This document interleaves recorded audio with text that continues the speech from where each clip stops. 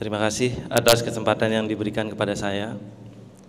Om Swastiastu, semoga kita semua selalu dalam lindungan yang kuasa.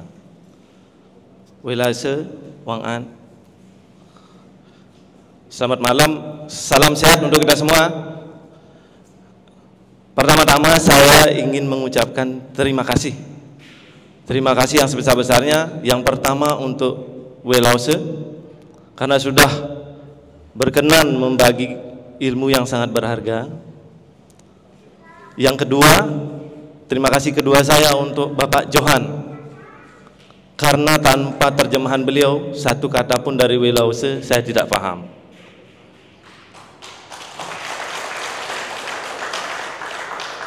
Yang ketiga, tentu terima kasih sebesar-besarnya untuk panitia, para master terapis. Ini saya sebut master terapis ya, karena saya sering ketemu terapis yang ini beda terapisnya. Ya, itu terima kasih sudah memberi saya kesempatan untuk ikut, walaupun di administrasi kemarin saya agak terkendala. Ya, saya mungkin tidak ini ya menceritakan pengalaman saya, tapi saya ingin memberi motivasi apa saya kenapa ikut ini pelatihan ini. Yang pertama, 5 tahun yang lalu ibu saya terserang stroke. Beliau mati, lumpuh ya, bukan mati ya, lumpuh sebelah kanan. Setelah pulang dari rumah sakit, yang ada di pikiran beliau cuma satu, mati. Jadi beliau minta saya, udah nggak usah beli obat, beliin racun aja. Ya itu yang terjadi. Akhirnya saya bilang, baik Bu, saya akan belikan Ibu racun, tapi tunggu tokonya buka dulu. Akhirnya saya berusaha mencari, mengobati bersama adik-adik, keluarga juga. Kita ke rumah sakit dan sebagainya, hasilnya tidak signifikan. Suatu hari ada seorang sahabat tetangga saya, Ibu Nyoman Maitri. Mana beliau ya? Ya, beliau yang menyarankan untuk kemari. Akhirnya ibu saya yang berada di kursi roda, saya geret bawa kemari. Udah Bu, mulai dah terapi sini. Hari demi hari kami lalui, saya memperhatikan, ini ibu saya diberi semangat juga ternyata. Di samping diterapi, diberi semangat oleh kawan-kawannya yang juga sakit. Ada perubahan mindset ibu saya. Yang tadinya mau mati, saya tawar, Ibu jadi mau mati. Kamu lain-lain aja ngomongnya. Akhirnya punya semangat untuk bangkit lagi gitu. Dari di kursi roda, beliau diterapi oleh Pak Angga dan semua terapis waktu itu.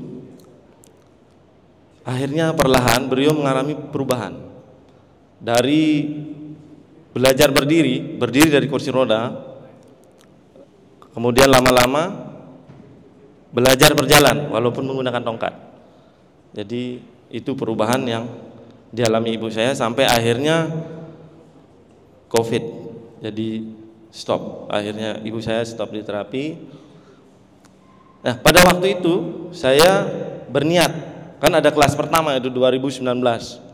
Itu saya mendaftar waktu itu. Cuman sepertinya tidak jodoh saya waktu itu. Tidak jodoh, saya dihadapkan pada dua pilihan. Kalau ikut ini, kalau nggak ikut kayak ini. Akhirnya saya, ya udah, saya terpaksa tidak ikut. Walaupun sudah daftar waktu itu.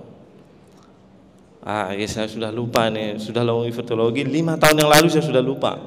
Akhirnya ketemu teman, kamu ikut lagi, ini ada kelas ketiga. Enggak dah. Saya hindari teman itu, ketemu lagi. Wah, ini kayaknya jodoh nih.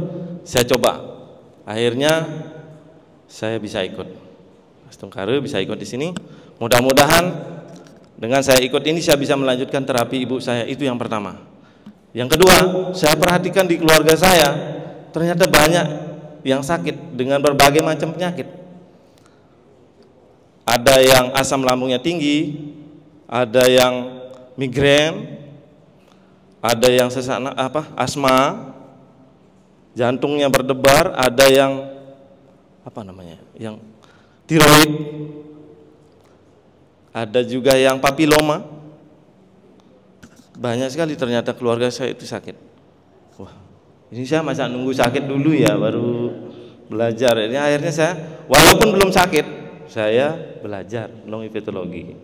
Mudah-mudahan bisa membantu mereka yang mau dibantu, karena tidak semua orang mau dibantu. Ada yang nggak percaya. Itu makanya saya siapapun yang mau dibantu ya kita bantu. Ya itu. Kemudian yang terakhir sudah dikode-kode saya.